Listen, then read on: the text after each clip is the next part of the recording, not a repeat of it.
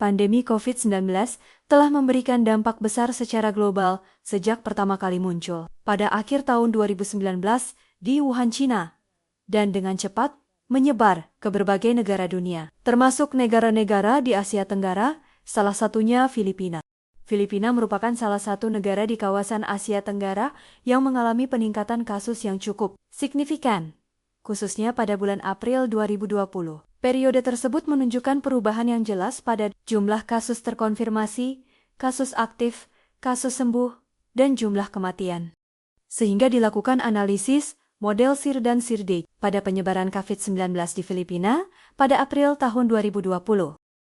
Model SIR merupakan model matematika dalam epidemiologi yang digunakan untuk menggambarkan penyebaran penyakit menular dalam suatu populasi yang membagi dalam 3 kompartemen, S rentan, I terinfeksi, dan R sembuh. Pada penerapannya, menggunakan beberapa asumsi, dan untuk bentuk umumnya seperti berikut.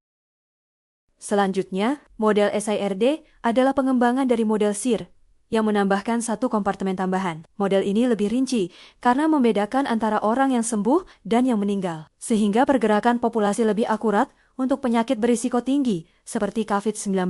Model ini membagi menjadi 4 kompartemen. S rentan, I terinfeksi, R sembuh, dan D meninggal. Untuk bentuk umumnya seperti berikut. Berikut merupakan data yang digunakan untuk penelitian. Dari data tersebut kemudian dianalisis sehingga diperoleh nilai laju penularan, kesembuhan dan laju kematian untuk model SIRD. Dari hasil perhitungan menggunakan parameter tersebut, diperoleh nilai untuk bilangan dasarnya lebih dari 1 semua. Hal ini berarti bahwa titik ekuilibrium bebas penyakit menjadi tidak stabil, sehingga menyebabkan pada periode tersebut penyebaran COVID-19 berpotensi meningkat secara signifikan. Selain itu, nilai yang dihasilkan sama, sehingga kedua model ini mampu menandakan bahwa kemampuan dasar virus untuk menular di awal wabah adalah setara.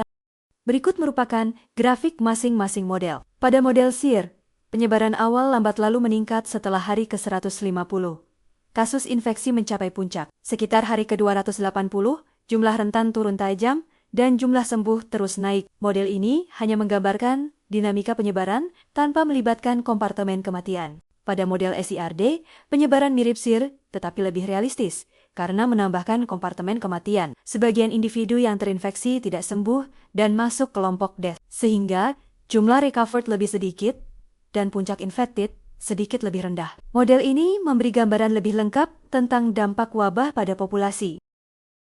Kesimpulan, nilai reproduksi dasar pada kedua model sama, sehingga tingkat penularan awal setara. Namun, kurva berbeda, karena SIR hanya memiliki SIR, sedangkan SIRD memisahkan sembuh dan meninggal, membuat individu keluar dari infeksi lebih cepat, sehingga puncak infeksi bisa terjadi lebih cepat atau lebih rendah.